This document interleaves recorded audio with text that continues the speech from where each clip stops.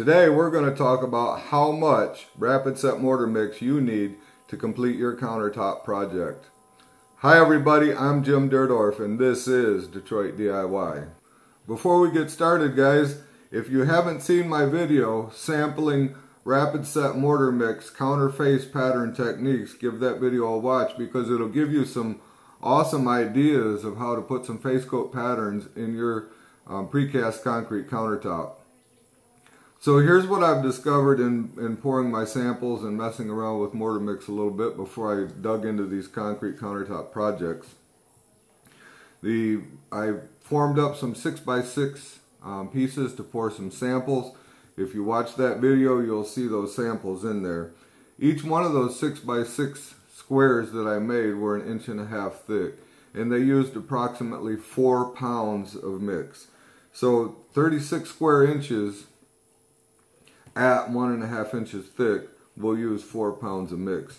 So let's say that your countertop is 25 by 61. That would be 1,525 square inches. We're going to divide that by 36 to break it down into those individual 36-inch squares on the face of your countertop. That's going to give you 42.36. You would multiply that by the 4 pounds of mix that we used, which would give you 169 pounds of mix. Divided by 55, that's the weight per each bag of Rapid Set Mortar mix. You are going to come up with 3 bags of mix, slightly over. I would get 4 just to make sure I was covered. So guys, really, that's all there is to it. It's pretty simple to use with the numbers that I've discovered. 6x6 at 1.5 inches thick is going to use 4 pounds. I'd like to thank you for watching.